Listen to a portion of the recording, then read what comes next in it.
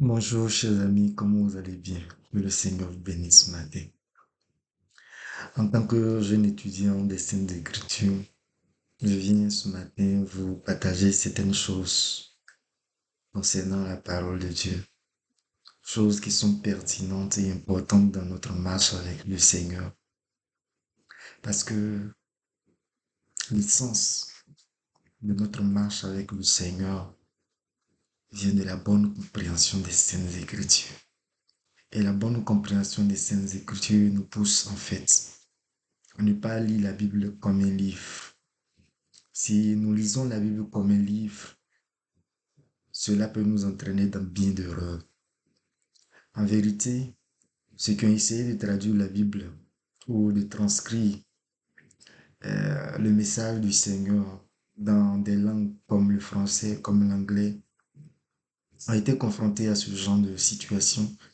Et si on fait plein d'études, on fait des recherches, on se rendra compte que certaines personnes ont traduit les Saintes Écritures selon la valeur du texte et d'autres ont voulu traduire selon la valeur de l'idée qui était derrière le texte. Mais dans toutes ces traductions, il y a eu toujours des situations complexes où l'on s'est demandé en fait est-ce qu'on faisait la bonne traduction des choses. Aujourd'hui, j'en comprends bien plus l'enjeu quand je compare en fait ce que nous disons à ce que l'on écrit. Parce que à l'écrit, ce qu'on fait, c'est que on dit des mots, on écrit des mots sinon, mais qui, dans l'interprétation pour celui qui lit les mots, ne véhicule pas forcément le message de celui qui le dit. Je prends simplement dans ma langue maternelle, si tu prends le terme euh, fleuve, le terme femme et le terme vient, on dit bla. Il y a l'intonation en fait de la voix qui peut permettre de savoir si on est en train de parler d'une femme, si on est en train de parler d'une eau, ou bien si on est en train de parler, demander à quelqu'un de venir vers soi. Imaginez-vous que quelqu'un écrit dans un texte là, et que toi qui le lis, tu ne comprends pas en fait la langue de celui qui parle. Tu peux facilement traduire ce terme-là en un texte qui fait que l'entièreté du message en fait est perdue. Si on dit que l'eau s'est levée et a inondé ou bien a causé des dégâts, on peut dire blâmer Nisu, yeah, Osakeli quoi, mais Osakeli Kaolin. Quelqu'un qui lirait ce passage et qui sortirait de son contexte va faire croire qu'on est en train de parler d'une femme qui est en colère et qui a dévasté en fait l'endroit dans lequel elle était. Alors qu'on était en train de parler d'une eau qui s'est levée comme étant sous l'effet, je vais dire, comme d'une colère ou bien une eau qui est sortie de son lit et qui a dévasté l'endroit dans lequel elle était. Vous comprenez par là que quand la Bible dit que la lettre tue et que c'est l'esprit qui vivifie, c'est d'autant plus important de comprendre que la lettre tue. Et la lettre a tué plein de personnes dans cette marche avec le Seigneur. La lettre a tué des âmes. La lettre a détruit des maisons. La lettre a détruit des foyers. La lettre a détruit des vies.